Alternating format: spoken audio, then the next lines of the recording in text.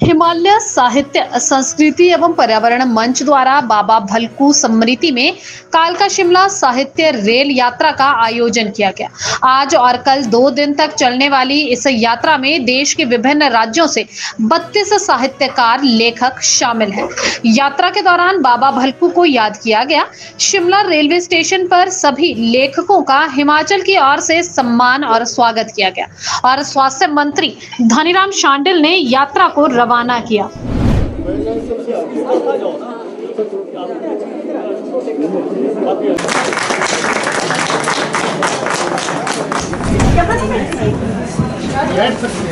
कहीं नहीं, पूरा डिब्बा अपना, कहीं भी आप इधर आ जाइए। हाँ, कहीं पे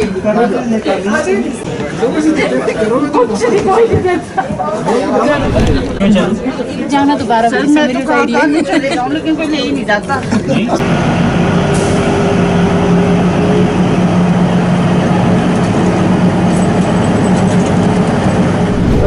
एनवायरमेंट को देखें, पर्यावरण की दृष्टि से इस तरह के कार्यक्रम।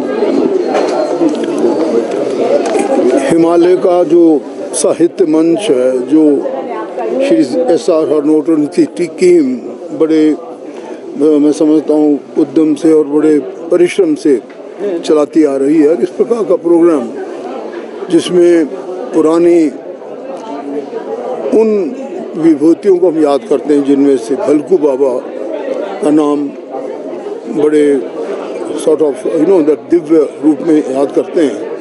ये देवभूमि है और जब शिमला कालका रेलवे लाइन बननी आरंभ हुई तो बहुत सी डिफ़िकल्टीज आ रही थी ब्रिटिश इंजीनियर्स को।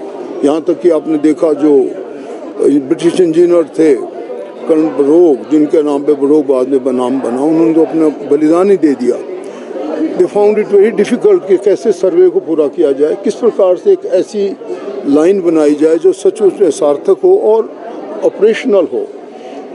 जब उन्होंने इतनी कठिनाइयों का सामना किया तो भलकू बाबा, जो हिंदुस्तान तिब्बत बॉर्डर रोड पे जिन्होंने एज ए मजदूर काम किया, मजदूर ही थे, परंतु उनको कुछ एक ऐसी दिव्य शक्ति थी। और उनको एक स्टिक होती है, इसको कुबड़ी बोलते हैं, हाँ, पहाड़ी भाषा में। हमारे बुजुर्ग लोग, खासकर दादाजी, सारी कहानी हमें समझाया करते थे कि उन्हें दिव्य शक्ति थी कि किस प्रकार से, कौन सी अलाइनमेंट से रेलवे लाइन बिछाई जा सकती है। मैंने देखा है कि इसमें लगभग 33 आर्टिस्ट आए हैं, जो लिखने वाले भी हैं, और उनको सम्मानित किया गया जिन्होंने पुस्तकें लिखी हैं, अच्छे अच्छे लेख लिखे हैं। मैंने ये प्रार्थना इनसे जरूर की कि इसमें नशा निवारण की तरफ भी ध्यान दिया जाए और इस प्रकार के कार्यक्रम होते रहें, इसकी कामना करते हैं। एक अलग सा ये ट्रेन में एक उस तरह का प्रोग्राम, जैसा आप जानते हैं, हिमालय साहित्य संस्कृति एवं पर्यावरण मंच ये ऐसी संस्था है जो साहित्य के लिए, पर्यावरण के लिए और अन्य गतिविधियों में संलग्न रहता है।